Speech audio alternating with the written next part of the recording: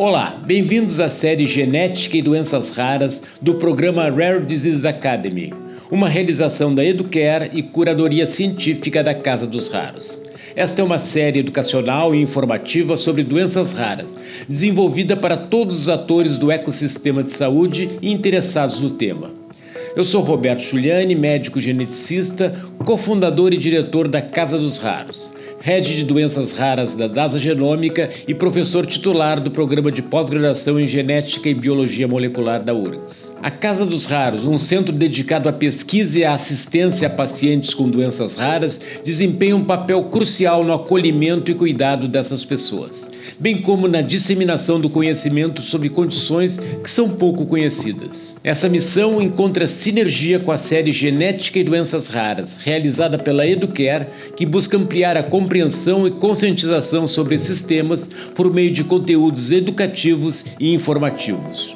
Juntas, essas iniciativas reforçam a importância da ciência, da educação e do suporte humanizado para melhorar a qualidade de vida dos pacientes e fomentar avanço no campo das doenças raras e da genética. Agradecemos ao UCB e aos demais apoiadores da série Genética e Doenças Raras. E para esse episódio iremos debater sobre encefalopatias epiléticas na síndrome de Dravet. E convidamos o Dr. Sócrates Salvador, neuropediatra e preceptor da residência de pediatria e neuropediatria do Hospital da Criança Conceição, do Grupo Hospitalar Conceição de Porto Alegre. Seja bem-vindo, Dr. Sócrates. Obrigado, Dr. Roberto.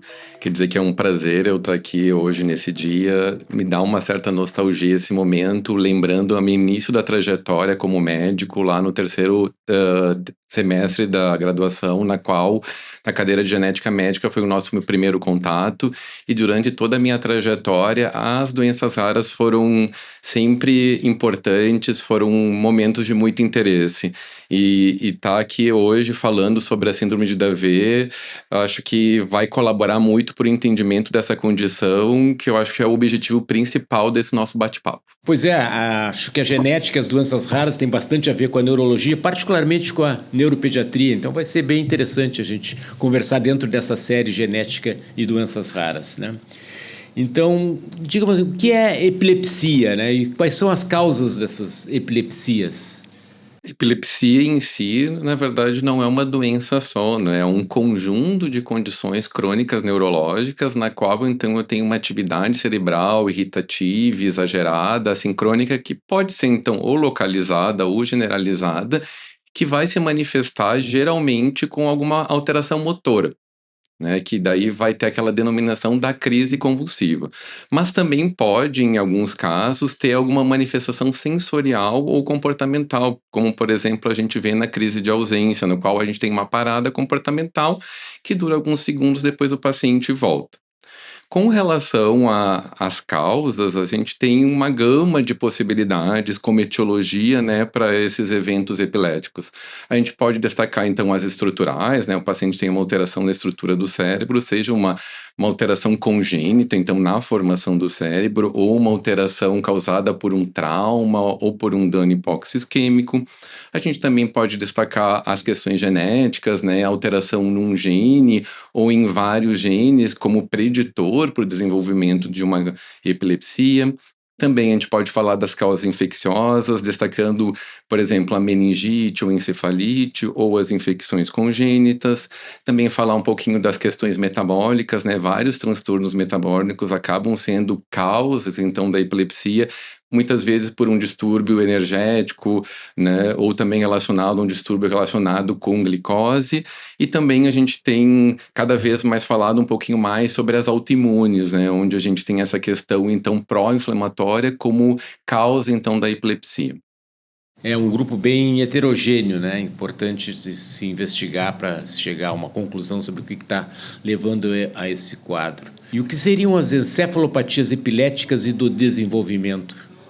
Elas seriam, então, um subgrupo dentro das epilepsias, que é caracterizado, então, por uma epilepsia de difícil controle, então, onde as crises epiléticas são mais frequentes e, na maioria dos casos, não responsivas completamente aos tratamentos atuais, acompanhadas de um prejuízo no neurodesenvolvimento desse paciente. Esse prejuízo pode ser motor, né? Então, nas habilidades como no sentar, no caminhar, em outras partes motoras. Também pode ser, então, dessa parte cognitiva, onde esse paciente, então, vai ter uma limitação nessa função cognitiva e também comportamental. Então, são condições onde que, além das crises convulsivas, eu tenho um comprometimento do neurodesenvolvimento dos pacientes. E elas geralmente vão se iniciar nos primeiros anos de vida. Muitas já dentro do primeiro ano e outras pouco após, mas a sua grande maioria dentro do período da infância ou no máximo início da adolescência. Esse início precoce sugere, né, sempre a possibilidade de envolvimento de fatores genéticos, né? Então, qual é o papel da genética aí nas epilepsias? É um papel, assim, super importante, falando, né, na parte inicial com relação a essa questão da etiologia, né, porque no manejo inicial, se a gente não tem uma alteração estrutural, não tem uma alteração infecciosa, não tem uma alteração imune, acaba que a alteração genética passa a ser a mais importante. Além disso, muito das condições genéticas que causam epilepsia, elas estão relacionadas a canais, né, que estão importantes nessa essa questão da atividade elétrica cerebral, tanto dessa parte também dos neurotransmissores, da sinapse. E conseguindo então ter clareza em qual alteração, em qual canal está presente, a gente também consegue fazer uma terapia mais direcionada para aquela situação, né? Ter aquela ideia da terapia-alvo, onde na qual a gente pode ter uma resposta mais efetiva com os próprios fármacos que atualmente a gente tem. Então, ela passa a ter um papel extremamente importante e quando a gente fala das encefalopatias epiléticas, ainda mais, porque se a gente for pegar percentualmente, a causa genética nas encefalopatias epiléticas, em muitos casos, é em torno de 50% dos pacientes. Então, acho que, como tiveste comentado antes, essa associação entre genética e neuropediatria é muito presente e extremamente importante para o benefício dos pacientes. Claro, né? Chegando a uma conclusão sobre a etiologia, sempre se tem, né? Se abre uma janela aí para uma possibilidade de intervenção mais específica, mais dirigida aí. E quais seriam as encefalopatias epiléticas e do desenvolvimento mais comuns? Nesse grupo, a gente destaca, então, principalmente a síndrome de West, a síndrome de Lennox-Gastaut, a síndrome de Dravet, a ponta onda contínua no sono, né? Elas são, vamos dizer, aquelas que têm uma incidência maior na população em geral. Claro que todas elas têm uma incidência que a gente for colocar no mundo, caracterizada ainda como sendo doenças raras, né? Certo. Tu mencionaste aí a síndrome de Dravet, né? Quais seriam as características dessa condição? A síndrome de Dravet, então, é uma das encefalopatias epiléticas mais prevalentes. A incidência atual nos dados internacionais é em torno de 1 para cada 20 mil nascidos vivos. Ela foi descrita a primeira vez em 1978 pela neurofisiologista Charlotte Dravet. E daí, então, que a partir dessa primeira descrição, o nome dela, então, ficou fazendo parte da síndrome. Ela tem como característica básica, na maioria dos casos, quando a gente fala sobre o Dravet clássico, de começar com crises convulsivas que têm características relacionadas à temperatura, né, seja elas em vigência de quadro infeccioso ou febril, ou com elevação da temperatura, que vai começar em torno do 6º mês ao 1º ano. Durante esse momento, a gente não tem um prejuízo no neurodesenvolvimento associado. A partir do 1º ano, além das crises relacionadas à elevação da temperatura ou febris, surgem outros tipos de crise, que não têm relação com a febre e que têm formatos e manifestações diferentes, como crises tônico-clônicas, ausências, crises mioclônicas. E a partir desse momento, onde eu tenho uma mudança no padrão das crises, eu passo a ter um prejuízo no neurodesenvolvimento desses pacientes e que acaba sendo muito marcado. Tanto que o que acaba acontecendo com o passar do tempo, esses pacientes então vão tendo crises frequentes, principalmente então nesse período até o final da adolescência, início da idade adulta. É uma condição que tem um risco aumentado para o que a gente chama de SUDEP, que a morte súbita relacionada à epilepsia, dentro das encefalopatias epiléticas, talvez é uma das que tem maior risco para essa condição. Então, isso precisa ficar bastante claro para os familiares do cuidado com relação a essa situação. E o que a gente acaba vendo que, geralmente, na idade adulta, a gente até pode ter um controle melhor das crises, elas passam a ser, às vezes, um pouquinho mais espaçadas, mas as condições, tanto do prejuízo comportamental e motor desses pacientes, fica cada vez mais claro. Tanto que muitas vezes nessa idade adulta eles têm um comportamento às vezes mais parkinsoniano, com muita rigidez da musculatura e com alterações comportamentais extremamente importantes, com muita irritabilidade, muita agressividade. Interessante, né? E qual é o papel da genética na síndrome de Dravet? A genética com relação à síndrome de Dravet foi extremamente importante nesses últimos anos, porque começou a deixar mais claro quais seriam as alterações genéticas relacionadas à síndrome de Dravet. Atualmente, sabemos que em torno de 90% dos casos tem relação com uma canulopatia, né, com um prejuízo num canal, que é um canal de sódio chamado SCN1A. Né. Ele é um canal, então, que está presente em grande quantidade, né, do nosso encéfalo e que geralmente vai ter como maior apresentação, maior expressão a partir do sexto mês, por isso que a grande maioria dos pacientes vão começar com crises a partir do sexto mês. E o que vai acabar acontecendo com essa disfunção nesse canal? Eu vou ter uma desregulação da atividade elétrica cerebral, e daí tendo como a manifestação clínica a presença das crises convulsivas. E nesse ponto, sabendo qual é o painel, o que isso pode nos ajudar? Pode nos ajudar também na produção de terapêuticas específicas relacionadas a esse processo e até na utilização dos fármacos atuais, de como eles podem ser manejados. Porque como é uma mutação no qual eu tenho uma perda de função desse canal, se eu utilizar fármacos que são frequentemente utilizados nas crises convulsivas, como os bloqueadores do canal de sódio, eu vou ter um prejuízo ainda maior com relação à função, né, do canal de sódio. Então, o conhecimento e cada vez a gente poder ter mais clareza de qual é o gene causador ou o principal gene causador desse processo, nesse momento, com os fármacos atuais, vai fazer com que a gente faça uma seleção melhor do tratamento do paciente e também, quando a gente tem um gene identificado, uma doença monogênica, a gente também pode ter alternativas terapêuticas que possam ser para o futuro com respostas e prognósticos mais efetivos com o passar do tempo. Então é importante, né? A gente pode, com esses painéis genéticos, pode chegar a uma conclusão sobre qual é a alteração específica, né? E qual é o gene que está envolvido em relação a determinado canal, né?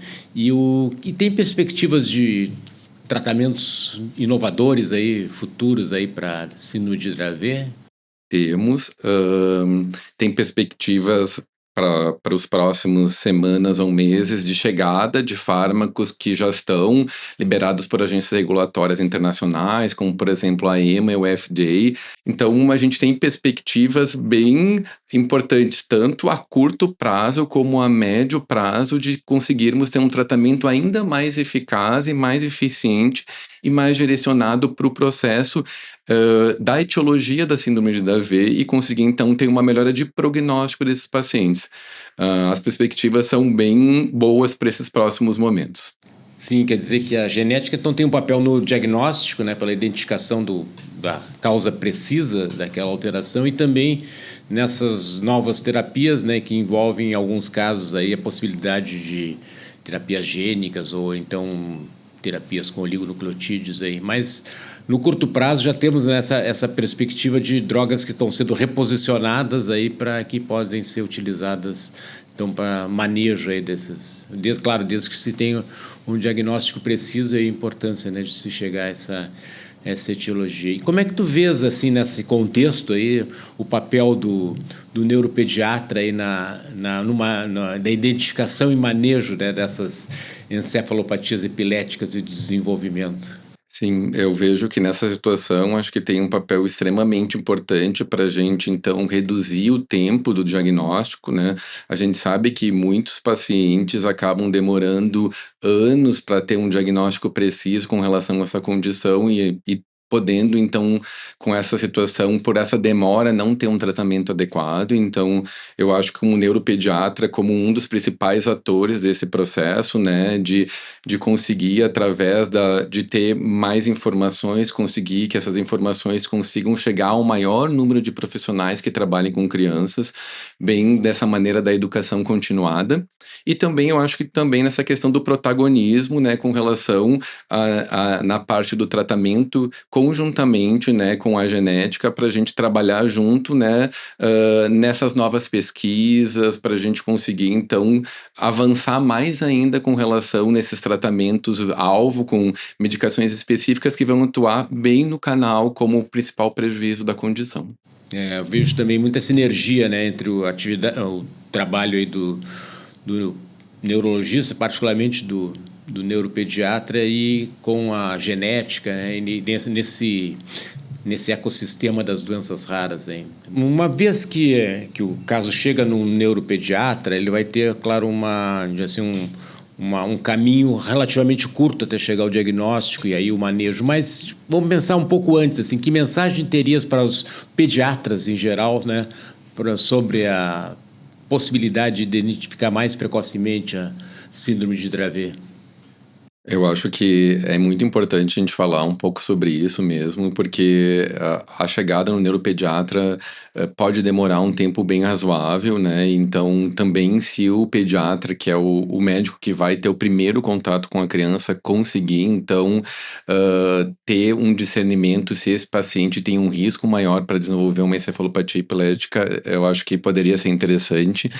Acho que uma das dicas que eu poderia dar nesse momento é lembrar, então, que pacientes que iniciam, então, com crises febris dentro do primeiro ano de vida poderia ser uma dica, né? A gente sabe que as crises febris, elas podem ser relativamente frequentes nas crianças, em torno de 2 a 3% da população infantil até os 5 anos geralmente pode ter crises convulsivas febris, mas elas geralmente ocorrem um pouquinho mais velho, um pouquinho depois do primeiro ano, 1 ano e meio de vida, né? Então, um paciente que começa dentro do primeiro ano, principalmente entre o 6º mês e o primeiro ano de vida com crise febris, e essas crises febris têm uma frequência importante, porque geralmente quando são as crises febris simples, nesses pacientes que não têm nenhuma condição de encefalopatia epilética, o máximo que a gente acaba tendo na grande maioria dos pacientes é em torno de 2, 3 crises durante esse período de maior risco, que são os primeiros 5, 6 anos. Um paciente que dentro desse período de 6 meses já tem mais do que esses eventos, eu acho que é um sinal de alerta para a gente pensar nesse tipo de situação. E nesse contexto, assim, pensando assim, mais geral em educação, em saúde, em conscientização sobre doenças raras, como esses programas poderiam impactar a jornada do paciente com a síndrome de Dravet? Eu acho que eles podem impactar bastante, até porque pensando, por exemplo, em Brasil, a gente tem um país muito continental, né, onde também a chegada da informação, muitas vezes presencial, acaba sendo um pouco difícil. Então, principalmente pensando nessas situações onde que a gente tem uma liberação desse conhecimento podendo chegar via então podcast, via Instagram, via esses meios de comunicações mais amplos, eu acho que a gente consegue, então, ter essas informações para maior número de pessoas e muitas vezes chegando até para as próprias famílias que podem estar dentro de um paciente, né, com seu filho, com o seu neto, ou com o seu ente próximo, né, com algumas das características que a gente está relatando, né, nesse bate-papo, e isso também fazer sinalizar com que eles possam, então, procurar um atendimento num local mais próximo e, a partir disso, então, dar o start nesse processo do diagnóstico e acompanhamento. Então, eu vejo como parte fundamental, principalmente quando a gente está falando em doenças menos conhecidas, né? As doenças raras, elas são raras de maneira individual, mas conjuntamente elas não são raras, né? Elas pegam um percentual não tão pequeno da população e a gente sabe que a questão do conhecimento sobre elas é o que tem feito muita diferença com relação aos nossos pacientes. Certamente, a gente não diagnostica aquilo que não conhece, né? E um papel, assim, um fator importante no diagnóstico é o teste genético, né? Nós vimos aí. O que seriam, assim, hoje as principais barreiras para os pacientes terem mais acesso, né, aos testes genéticos? Eu acho que neste momento atual, ainda mesmo que isso tenha reduzido nesses últimos tempos, até porque ampliou os locais que fazem esse teste, seria o financeiro, né? A gente sabe que para um percentual razoável da população brasileira, o valor, né, para fazer um painel genético de encefalopatia epilética ou um exoma nem sempre é acessível. Então, a parte financeira, eu acho que ainda é a principal barreira e também associada também à chegada a um profissional que consegue também fazer uma solicitação de um exame adequado, né? Porque muitas vezes pode pedir exames que também são desse cunho mais genético, mas que não vão ser importantes para o diagnóstico daquela condição, né? Então, também a barreira do desconhecimento associada com o financeiro, elas são barreiras que têm impactado para que o acesso aos pacientes do teste genético ainda seja aquém do que a gente gostaria. Perfeito, né? A questão de a boa indicação, né? E o acesso, né? Nesses casos em que o teste está bem indicado e que pode realmente trazer um benefício em termos de identificação do diagnóstico. Então, acho que conversamos aí sobre as encefalopatias epiléticas e do desenvolvimento, e particularmente sobre a síndrome de Dravet. Queria agora ouvir tuas considerações finais sobre esse nosso episódio. Queria, então, novamente agradecer. Acho que esse processo que tivemos hoje, desse bate-papo, eu acho que ele faz parte desse caminho, né, para a gente conseguir, então, ter um melhor entendimento sobre essa condição e, a partir disso, então, conseguir melhorar a qualidade de vida dos nossos pacientes e ter tratamentos mais eficazes. E dizer que sinto muito feliz e lisonjeado de estar fazendo parte desse processo para a gente conseguir mais pelos nossos pacientes. Muito obrigado, Dr. Sócrates Salvador. Realmente acho que foi um episódio bem esclarecedor, trouxe muitas informações, né? E ao final, como colocaste, ainda vai beneficiar a comunidade de pacientes com essas encefalopatias epiléticas e do desenvolvimento, e particularmente, né, das que têm a síndrome de Dravet. Agradecemos a todos os apoiadores da série Genética e Doenças Raras. Agradeço a audiência, convido você a assistir os demais episódios da série Genética e Doenças Raras no eduprimebrasil.com.br, a plataforma de streaming da Educare. Até o próximo episódio.